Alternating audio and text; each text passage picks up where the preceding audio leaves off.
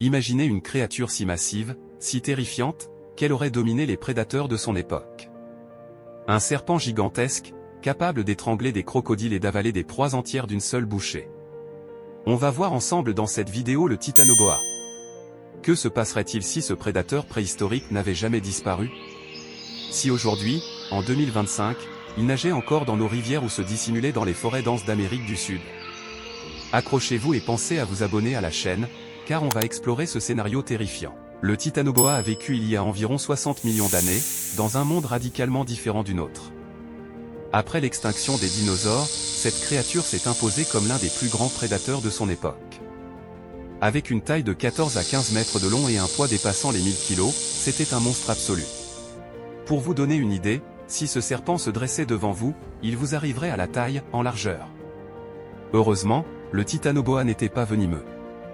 Mais ne vous y trompez pas, il était loin d'être inoffensif. Son mode opératoire était simple, il étouffait ses proies avec une force colossale, avant de les avaler en une seule bouchée.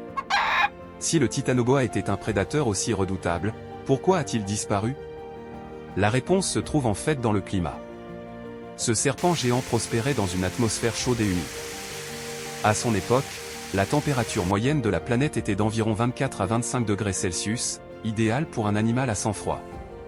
Mais il y a 55 millions d'années, une série de changements climatiques brutaux a bouleversé son environnement. D'abord, un réchauffement extrême appelé le maximum thermique du Paléocène-Éocène a fait grimper les températures de plusieurs degrés. Puis, un refroidissement progressif a commencé.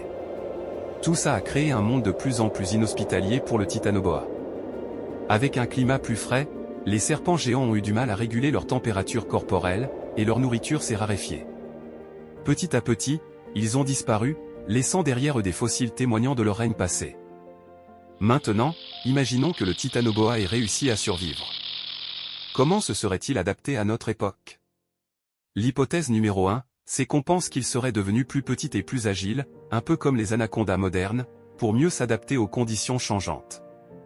Hypothèse numéro 2, il aurait pu aussi migrer vers des eaux plus chaudes, en développant des muscles plus puissants pour nager jusqu'aux pôles tropicaux. Et aussi hypothèse numéro 3, il aurait évolué pour devenir à sang chaud, comme certains requins modernes. Cela lui aurait permis de chasser dans des eaux plus froides et d'élargir son territoire. Alors que feriez-vous si vous croisiez le Titanoboa aujourd'hui par exemple? Imaginez un instant.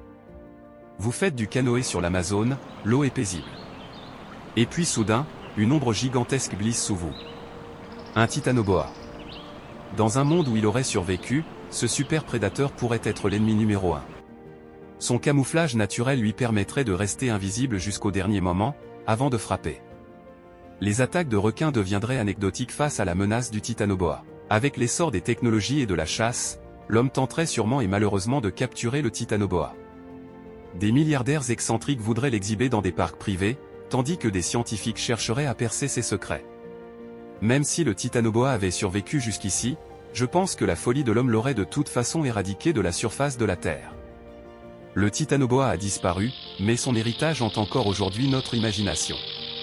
C'était le serpent le plus gros que la Terre ait jamais porté, en tout cas à notre connaissance. C'était tout pour cette vidéo. Abonnez-vous pour d'autres découvertes incroyables.